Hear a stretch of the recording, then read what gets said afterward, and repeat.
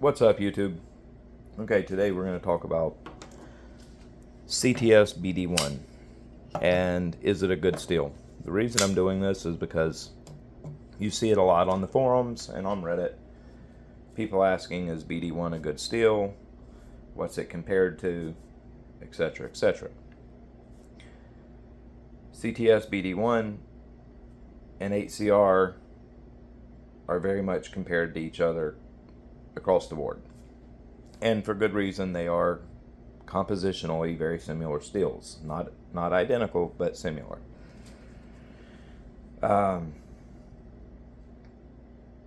You'll hear, you're going to get performance that's about like 8cr. And that is somewhat true, but not completely neither. BD1, you're gonna consistently have higher performing steel with BD1 than 8cr, specifically because the composition is more accurately made. You have a rather wide range from piece to piece of 8cr in elements. It's not a very accurately produced steel, as where BD1 is a fairly tightly controlled steel making process. The elements are more accurately distributed, and the amounts of each element to create the composition. Well, like I said with D2, when you have more loosely controlled steel and you have a heat treat protocol that's for this steel, and you have pieces that range kind of wildly in some cases, you're going to have wildly varying results from that heat treat, from the pieces that are being heat treated. The pieces that are fairly close to what 8cr is supposed to be are going to be pretty good, and the pieces that are vary quite a bit are going to be not so good. You're going to have a fairly wide range of hardnesses too. Like with 8cr, you test it, it'll be somewhere between 57 and 60 or 59.5 is where it's typically at. As where if you test BD1, it'll typically be within 59 to 60. And the reason is because you have a more tightly controlled steel. You have the heat treat protocol for that steel, and being the steel itself is compositionally accurate to what it's supposed to be and consistent, the heat treat is also going to be consistent. So you're going to have not as large of a fluctuation of hardnesses. You're going to have better heat treats across the whole batch. That's just the way it is. And you're going to hear a lot of people that talk poorly about BD1 and say, it doesn't perform that good, etc., etc. I don't like the edge retention from it. That's common what you read. Well, when you ask those people, hey, what don't you like about BD1? They're going to tell you, oh, it don't hold an edge that well. It gets slick. Well, you ask them, hey, where did you finish it at? Those 1,000, 3,000, 6,000, something like that. Well, that's why. BD1 and other compositions that are similar, they do not like to be finished at very high of a grit at all. 600 is about the max for these steels, with 300 to 600 is the range you want to be in. Preferably at the lower end of that. Like for me, a 300 or 320 Koramaku, that's where I'm going to finish my BD1. That's where I've found that it performs best, and you actually get damn good performance out of it. And another thing, you'll hear people talking about it getting glassy, and that's because they're overstropping it. It is a very, very, very sensitive steel to overstropping. How I personally finish BD1, I finish it on the 320 and over to a leather strop with no compound on it. Few passes just to remove any pieces of micro burr that's remaining, and that edge is ready to go.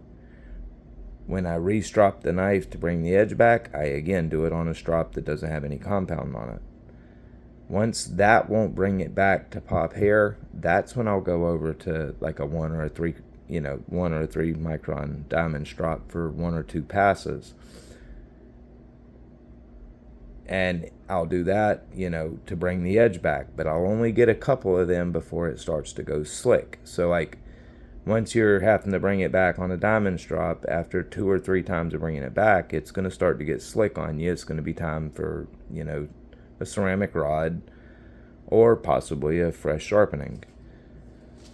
It's just a steel that is highly susceptible to overstropping. So when you ask them, what do you finish it on? Oh, I finished it on a 3000. And then, about 20 passes on a strop with green compound. Well, as soon as you made those 20 passes on that strop with green compound, you killed that edge anyways. You slicked it off, and it's going to perform like crap from the start. How I finish it, like I said, 320 Kuramaku, raise the burr, flip the burr, a few burr fatiguing passes until the burr starts to break loose. Then I'll typically make 1 or 2 very, very light pressure edge leading passes to pull any burr off, any remnants of burr off, and then 1 or 2 passes on a strop with no compound on it just to get any fragments that are remaining off. That is a perfect edge for BD1. It's where it likes to be. It's where it performs best. And it outshines, with that edge, it outshines 8cr by quite a bit in performance. Another place that BD1 does well, it likes lower angle, very acute edges, or bevels. Personally, I like finishing it at 13 degrees per side. That's where it does best for me, for my type of cutting.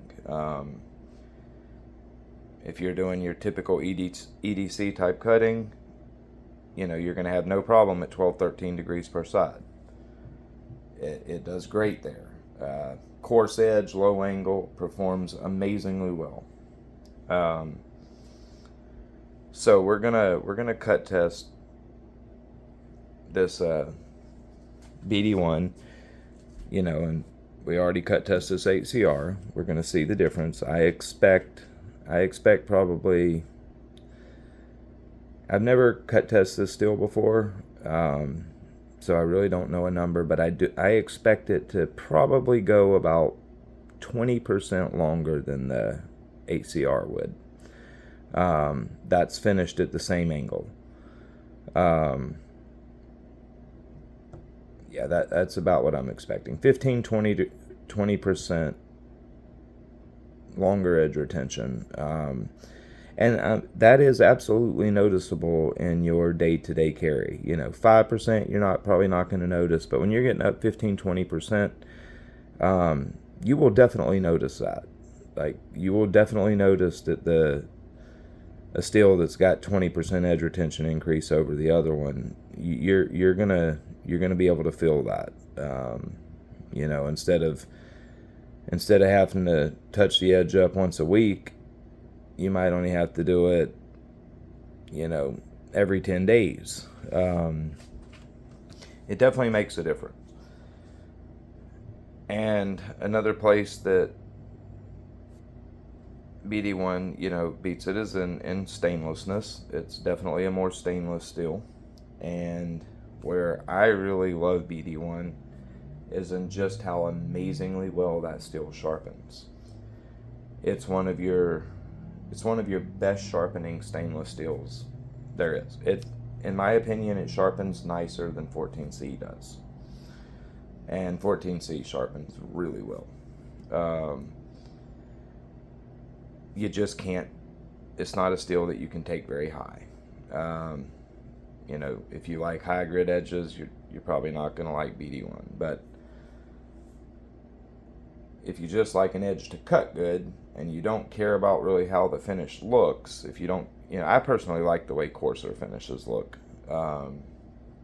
But if you're somebody who only likes real high polish edges, you're probably not going to like BD1 because it's going to perform like crap for you at those high grits. But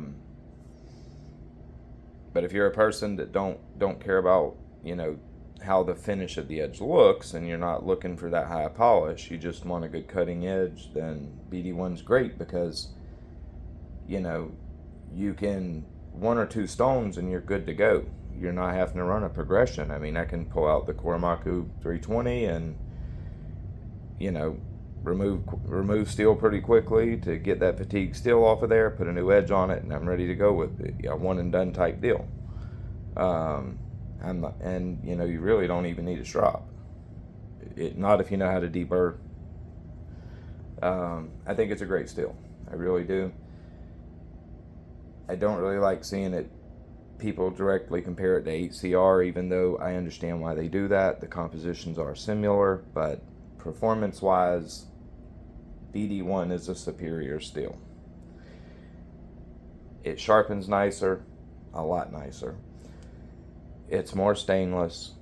It's got better edge retention. It just requires the user to understand that it's very strop sensitive. It's very sensitive to overstropping, and you cannot run it at a very high grit. If you follow that, you'll love BD1. Also, another thing, you'll see BD1 compared and BD1N compared to each other. BD1N is a very different steel, very different level of performance too. BD1N is a lot higher performance steel than BD1 is. So that's a very common mistake that's made when people are talking about those steels. They are different. The levels of performance are different. They act different. They're a different steel. But if you don't have no BD1 in your collection, you should give it a try. It really is a great steel, and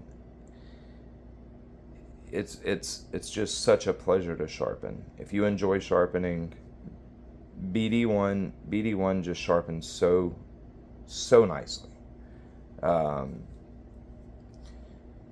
Yeah, it really is a great EDC steel. If you've never tried it, you should. It's a great steel. All right, guys. We're going to cut test this stuff. That's going to be the next video. It's going to be the BD1 being cut test. All right, guys. Y'all have a good one.